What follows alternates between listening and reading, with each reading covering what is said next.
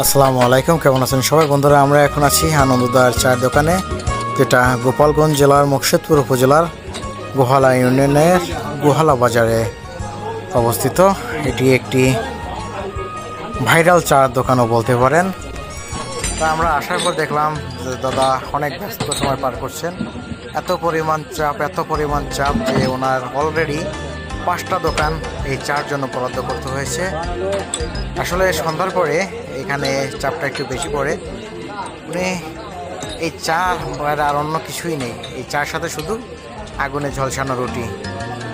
তো আমরা অনেক শুনেছি ওনার নাম, যে এখানে এরকম রুটি তৈরি হয়। তা আজকে আসলাম, আসার পরে দেখি দাদা অনেকটা ব্যস্ত সবাইকে দেওয়ার জন্য।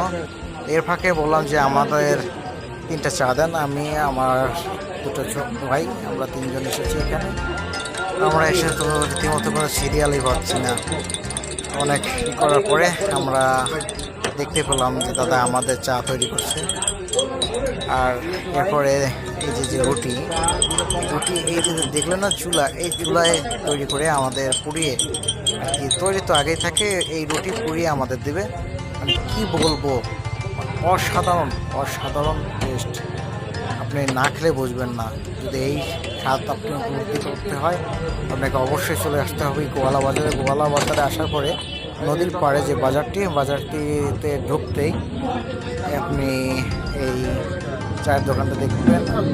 অবশ্য আপনি গোয়ালা এসে যে কাউকে বললেই হবে যে আমি আনন্দদার চায়ের দোকানে যাব, তাহলে যে সে আপনাকে দেখাই দেবে।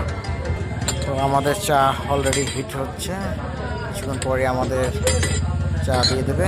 এখন আমাদের রুটি পোড়ানো হবে। আমরা যেহেতু 3জন, আমাদের জন্য 3টি রুটি পোড়ানো হচ্ছে। আসলে এত পরিমাণ চায়ের চাপ থাকে যে অল টাইম আগুন এরকমই হিট থাকে যে ধরা মাত্রই দেখা যায় যে রুটিটা ঝলসে গেছে, এমন একটা অবস্থা। দেখতেই পাচ্ছেন যে কতটা হিট এই চুলায়। আসলে এখানে না আসলে আপনি বুঝতে পারবেন না এখানে এত পরিমাণ ভিড়। তো সাধারণত শুধু চুলা দেখে ক্যামেরা করছি, এই জন্য আপনাদের বোঝাতে পারছেন না কী পরিমাণ ভিড়। আলহামদুলিল্লাহ আমাদের চা চলে এসেছে, আমরা এখন চা খাবো। এই তো আমাদের চা আর সাথে পোড়া রুটি, একটা অন্যরকম অনুভূতি কাজ করতে আছে। আমি শুনেছি আর এখন এটা খাচ্ছি। বিশ্বাস করুন, অনেক শুনেছি এই আনন্দদার চায়। তো দেখি কি অবস্থা চায়।